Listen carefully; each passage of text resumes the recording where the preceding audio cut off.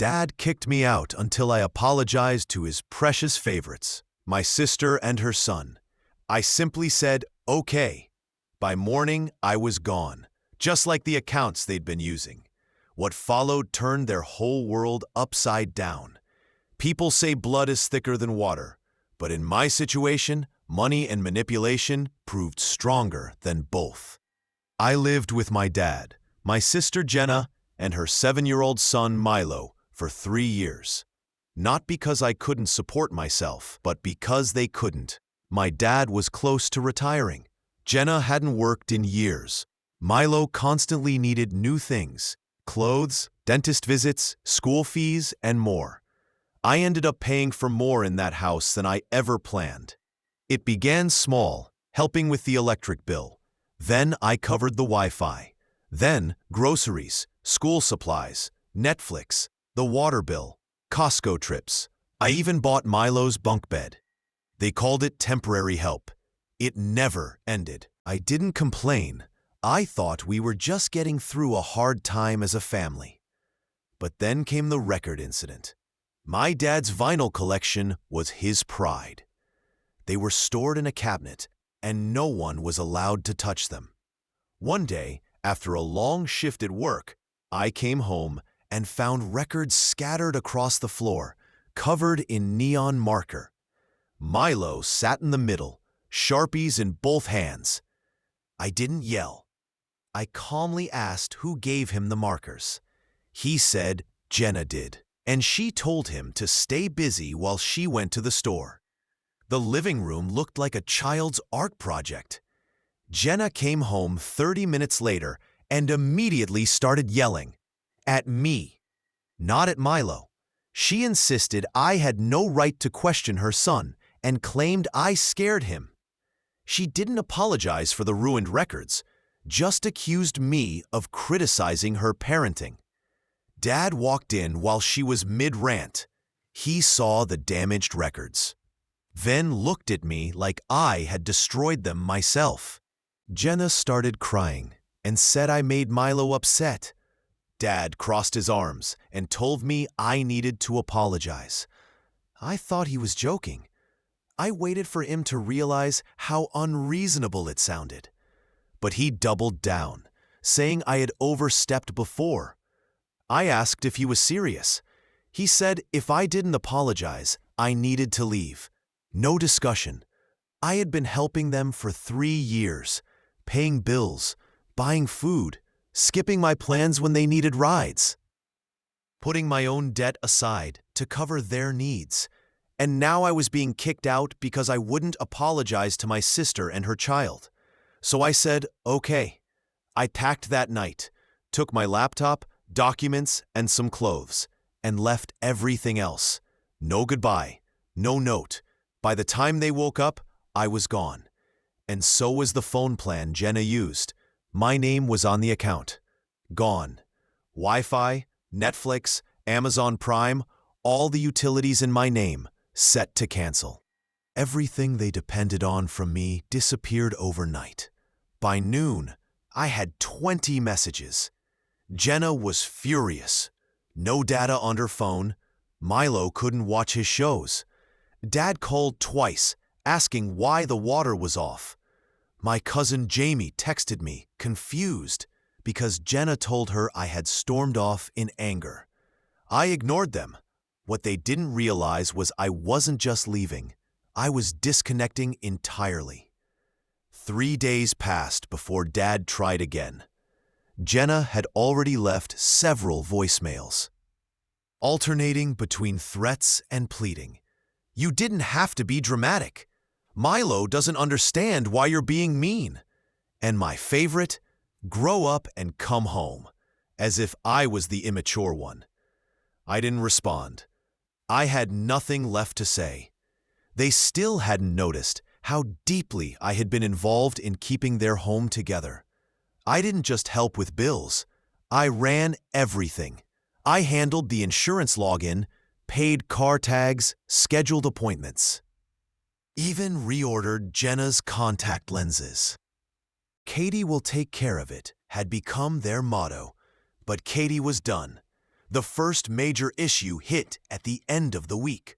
Dad's electric bill went unpaid and shut off in 48 hours. He called me in a panic, immediately lecturing me about responsibility. I asked if he wanted me to apologize again. He hung up. Then Jenna's car insurance lapsed. Her car got towed. She called me crying, saying I'd abandoned them, and Milo was scared because they had to walk home. I didn't answer that either. Every week, something else fell apart. The fridge broke, and no one scheduled repairs. Milo's school lunch account ran out of funds. Jenna's phone stopped working. They had no idea how much I had silently managed because I never bragged about helping. I just did it. Meanwhile, I was still paying off debt from supporting them. Credit card charges with their groceries, a $1,000 vet bill for their old dog, not even mine. At one point, I spent more on their needs than my own. Now, everything was collapsing, and they refused to admit why. Then they started contacting relatives.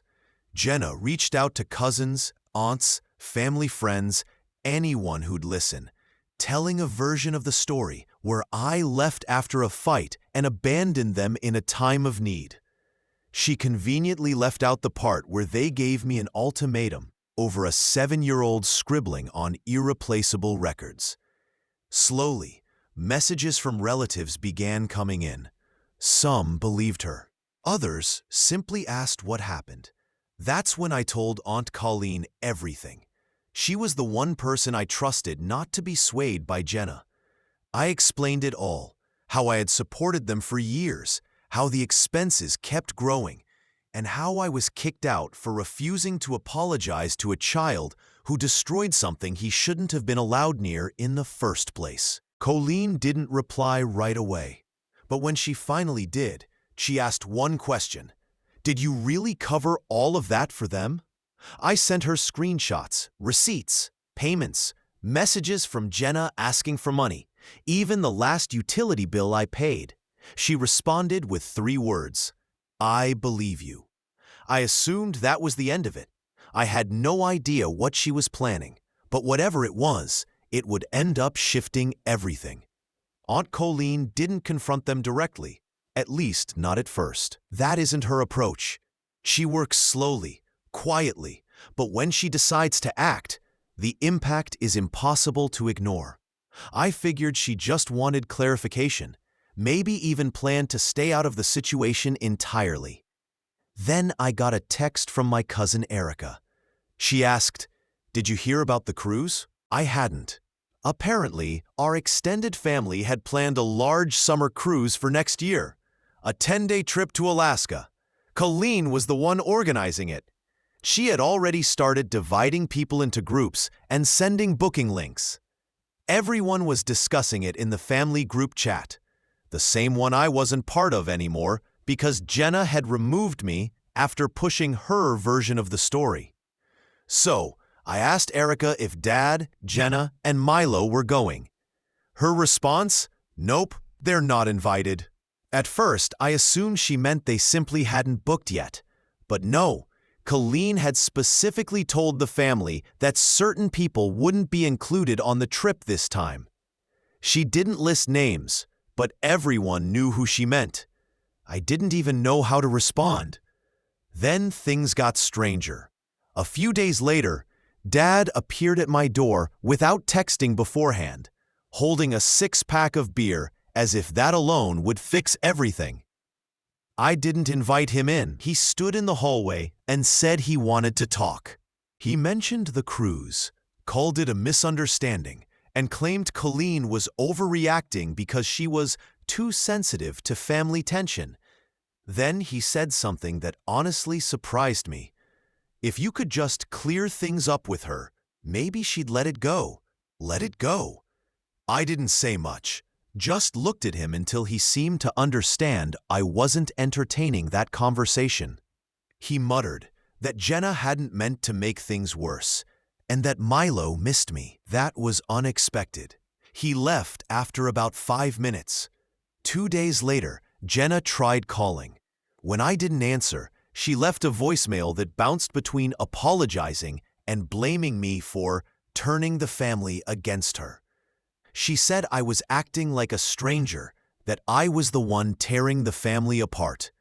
I didn't respond. For years, I had been the one keeping everything together, the person they relied on when anything became inconvenient, and the moment I needed the slightest amount of respect. They pushed me out and assumed there would be no consequences. But now they were beginning to feel them. Colleen wasn't finished. She started reaching out to relatives individually, calmly, and with actual facts. She had seen the receipts. She understood the pattern. She didn't argue, she informed. And gradually, the rest of the family began distancing themselves from Dad and Jenna. They weren't just losing support anymore. They were losing credibility. And for people like them, that mattered more than anything I could have said. But the biggest issue hadn't surfaced yet. The twist didn't come from Jenna or Dad. It came from Uncle Mark, the quiet one. He rarely joins family discussions and almost never chooses sides. I hadn't heard from him in months when he suddenly texted me, "Call me when you can." When I called, he skipped the small talk and asked, "Did they use your information for their tax returns?" I didn't even have to think about it. I already knew where he was headed. A couple of years earlier, Jenna convinced me to let her claim some child tax credits under my name. She said it would help the whole household and that it was temporary. I was tired from working 2 jobs and agreed. When the refund came, I never received a cent, and they kept asking for more help, like nothing had changed. Mark told me a friend of his, someone who works in IRS compliance, had spotted some irregular filings linked to Jenna and Dad. Wrong dependents, inconsistent income, and my name attached to benefits I didn't qualify for. He wasn't trying to scare me. He said he was already helping remove my name from anything connected to the situation. But then he added something I wasn't prepared for. They knew exactly what they were doing, Katie. That stayed with me. Later that week, Colleen hosted the cruise planning night at her place. Everyone was invited, except Dad, Jenna, and Milo. But of course, they showed up anyway. Erica texted me updates in all caps. Jenna walked in acting like nothing was wrong, then immediately started complaining about being left out. She said I turned the whole family against her. Dad stood behind her quietly, letting her take the lead.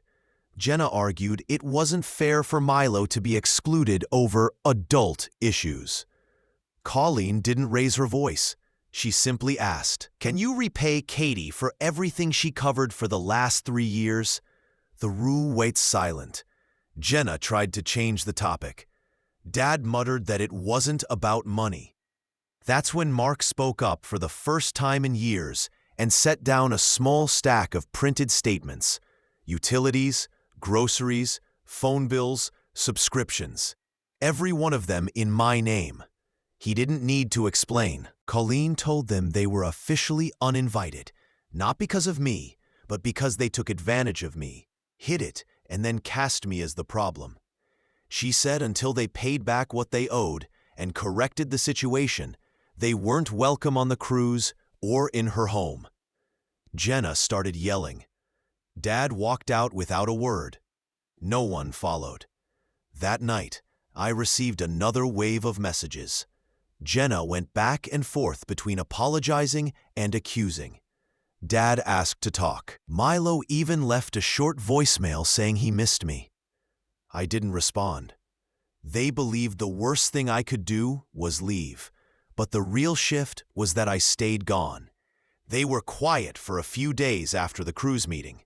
I assumed they were regrouping, because that's what they did. And they did, by trying to fix their reputation. Erica told me Jenna started messaging relatives one by one, trying to clear the air. She claimed I was going through something personal, that the record incident was exaggerated, and that my financial help wasn't as significant as it seemed. She even hinted that I might be unstable. But this time, it didn't work. Colleen had already shown the documents to a small group she trusted, and Mark confirmed the tax issues were both real and serious. So when Jenna tried her usual narrative, people ignored it. Some blocked her.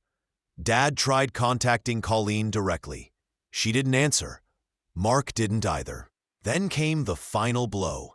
Colleen sent out the official cruise itinerary: flights, cabins, room assignments. I was listed in the large suite with Erica, her husband, and a couple of cousins I actually enjoyed being around. At the bottom was a small note: all arrangements are final. No changes. Jenna's name wasn't anywhere on the list. Neither was Dad's. Word spread quickly. That night, Jenna texted me, "You really think this is fair?" Milo was excited. He didn't do anything. Then Dad messaged, "Whatever grudge you're holding has gone too far." That's when I realized they still didn't understand. After the years of relying on me, the lies, the blame, the way they tried to twist the story, they still believed they were owed something. For the first time in weeks, I replied. One word: goodbye. Then I blocked them both. The next morning, I got a Venmo notification. Jenna tried sending me $25. I almost laughed. Maybe it was an attempt at peace or a way to get me to engage again. Either way, I declined it. I never needed their money. I just wanted my own life back, and I finally had it. On the morning of the cruise, I woke up to a level of quiet I hadn't experienced in years. No slamming doors, no cartoons blasting, no Jenna shouting across the house. Only my phone vibrating on the nightstand with a new email. The subject line: "You win." I didn't open it. I packed slowly, appreciating the calm. My flight to the port city was at 10:40 a.m. Erica had already sent me a selfie from the airport with a mimosa. "Vacation starts now," she wrote. Colleen had handled everything: flights, transfers, even matching luggage tags. I felt strangely peaceful, like I was closing a chapter as I zipped my suitcase. Right before I left, there was a knock. 2 soft taps, like someone unsure. I didn't answer. My phone buzzed again from an unknown number. "We're outside. Please talk to us. Just 5 minutes." I looked from the upstairs window. Dad and Jenna were on the porch. Milo sat in the back seat, swinging his legs. I watched for a moment, then stepped away. By the time I reached the terminal, everything felt different. Sunlight, music, people laughing. Erica greeted me with a hug. Colleen handed me a folder with my itinerary and a cruise badge with my name printed clearly. She smiled and said, "You made the right choice." As we boarded, someone mentioned Jenna had been contacting relatives again, trying to gather sympathy. She said she was devastated and insisted it wasn't fair for a child to pay the price for family conflict. But nobody believed it anymore. Even the cousins who used to agree with her stayed silent. Colleen had already shared the truth, calmly and privately. Facts did more than any argument Jenna could make. That afternoon, the ship pulled away from the dock. Everyone leaned over the railing, taking pictures. I stood back, drink in hand, watching the shore fade. I thought about everything I'd taken care of for them, financially and emotionally, and how they only realized the extent of it when I was gone. I didn't text them. I didn't unblock them. I didn't open the email. I let the distance grow. Somewhere back home, they were in that same house with no power, no internet, no support, telling themselves I'd come back eventually. But I wouldn't. This cruise wasn't just a break. It was proof that I could live independently and that they couldn't function without me. And as the ship moved farther into open water, I finally exhaled. Not because I'd won, but because I was.